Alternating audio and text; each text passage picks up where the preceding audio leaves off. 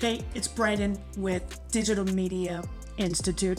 Today, I'm going to talk a little bit about how to generate your own HDRi sky map. And it's going to be panoramic, and it's going to be free, right? Yes, I said free. So let's dive right in.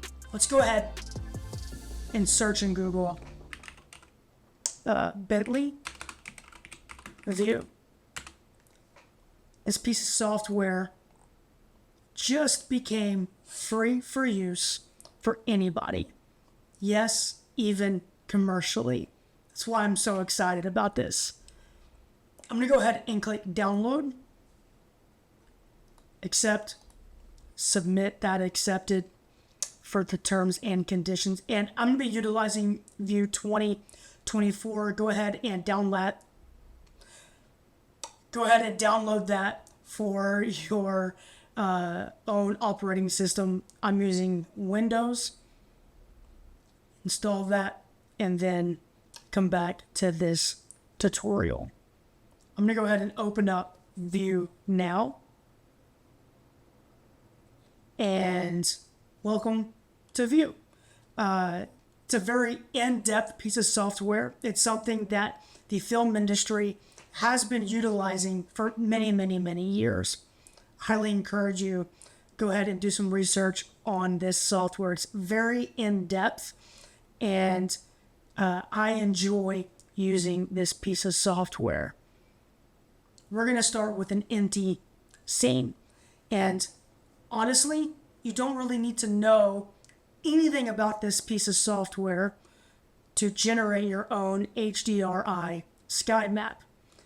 We're not going to cover the interface in this tutorial, but we are going to cover the atmosphere editor. Not in depth, but just enough that you can customize your clouds and export out your sky map. So let's do that right now. Just to the right, you're going to see a preview of what's going on in your scene.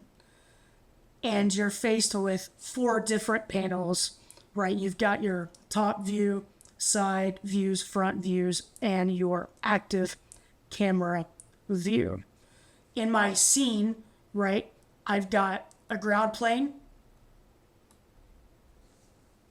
I've got a main camera, and I've got a sun object in this.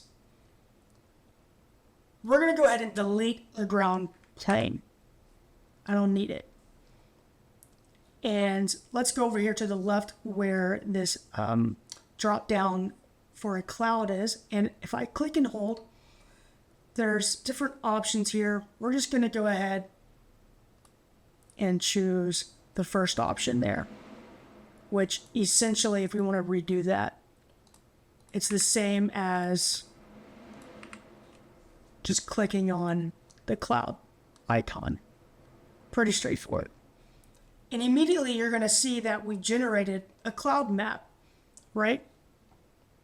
And if I were to take my camera in this scene, I can actually go above the clouds, and it's very intuitive, very fun to play around. We're not going to do that in this tutorial, but we are going to look at some of these settings here. I want to make sure that I'm in the Clouds tab. And for what I want to do is definitely play around with the look of each of these parameters. But just to make it extremely easy for you, what we can do is we can actually load in a preset, right? And I can middle mouse wheel scroll to the next pages, or I can just click on these little circle tabs here. And for this tutorial, what I want to do is grab something that just looks good, right? So I think this one here looks decent. I'm going to click yes on updating the camera and the sun. And that kind of gives me something midday. And what I want to do is go in here and click on the cloud layers here in the atmosphere editor, then I can customize this to my liking. One of the things that I like to customize is the cover. So I'm going to pull that up ever so slightly so I can have a little bit more of a cover. The density I can pull down a little bit, see what that looks like,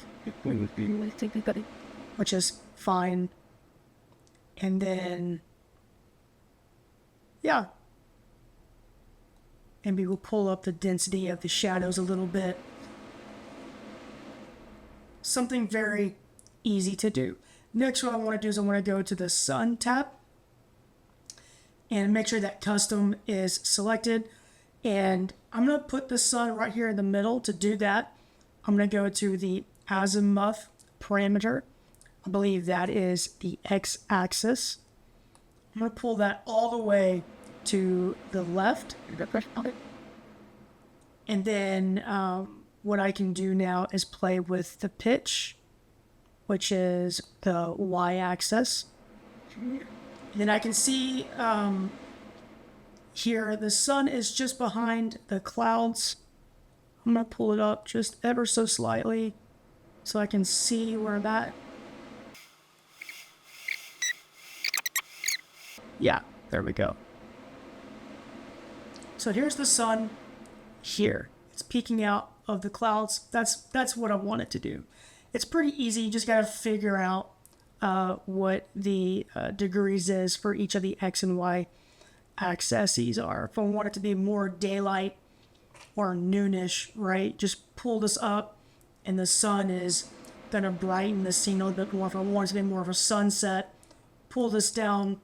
But I know that in the x-axis, if this top parameter is all the way to the left, it's going to put the sun right in the middle of the scene, right?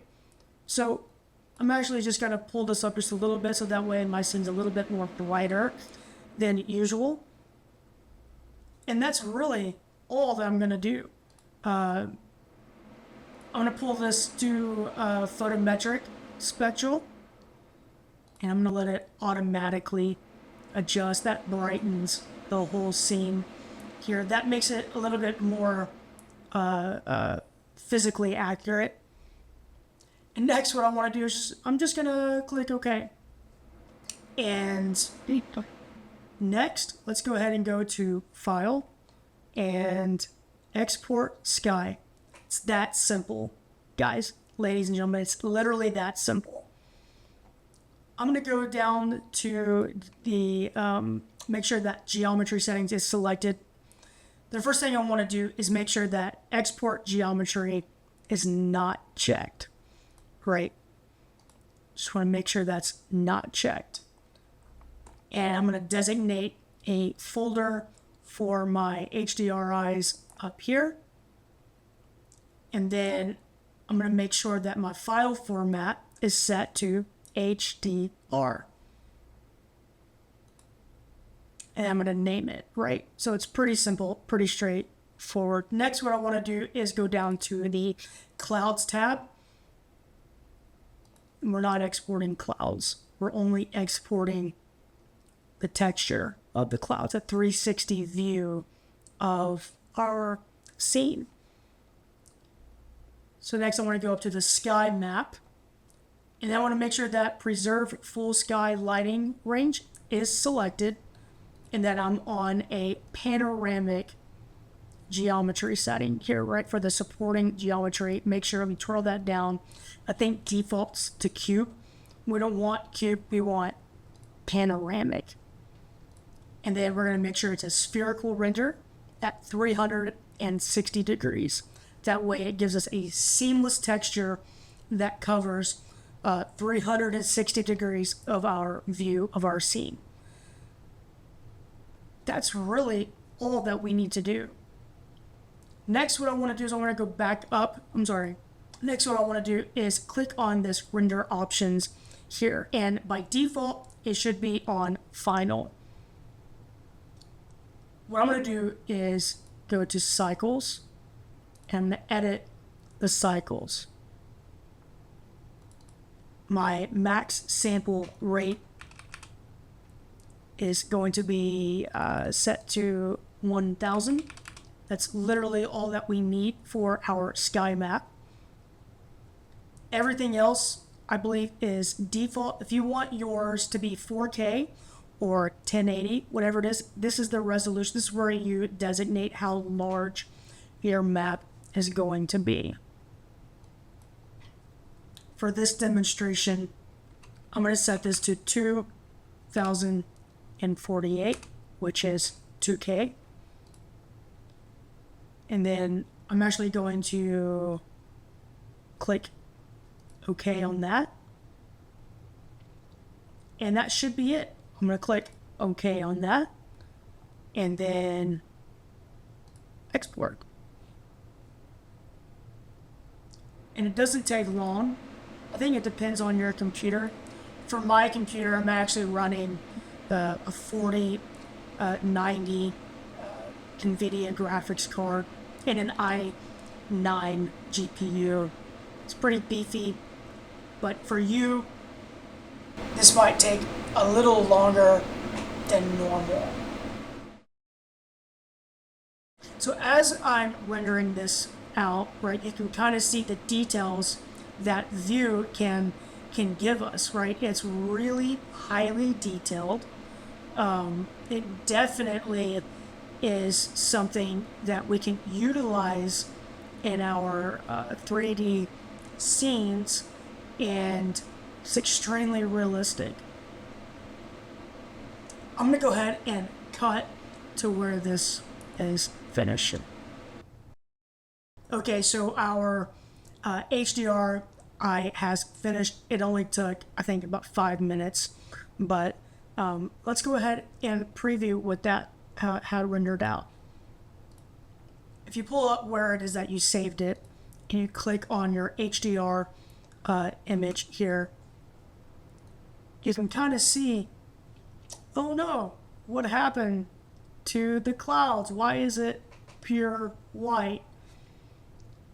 It's a really interesting process when we're dealing with HDRs.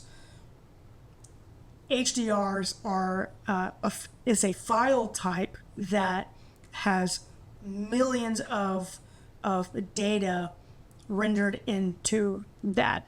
Let me kind of show you what I'm talking about. So if I open up After Effects here, and let's go ahead and drag in our HDR into After Effects. If I were to create a new comp from this, maybe, here we go. You can see that, yeah, it is pure white. However, it's only an image that you can pull out if you're on 32-bit float. So if I'm on 8 bits in After Effects, think of this as something like an extremely highly exposed image. And so if I wanted to color grade this image to bring the exposure down, you would think to grab a curves or levels adjustment and just bring down the highlights. But if I'm in After Effects and I'm trying to see what my map looks like, you can see in 8-bit mode, you're not going to get any detail. But if I change this to 32 bits, you can see, yeah, it's there, right? I can bring this down even more, and you can see, and you can utilize this information to see what it is that you've rendered out. And so knowing that, if you ever render out these HDRIs in Vue, know that because it is a white image in your preview doesn't mean that the information isn't there. So what I want to do next is kind of demo why we utilize HDRIs, right? here in Cinema 4D, I have a scene that I've been kind of playing around with and modeling and animating some hot air balloons, but I want an environment surrounding that. I want to light this with an HDRi. So in Cinema 4D, I'm utilizing Octane Render for this preview here. So what I can do is I can go to Objects, and I can pull in an HDRi, right? And in Octane Render, what that means is that there is no light information, so the whole scene goes black. In order to get light, I need an HDRi.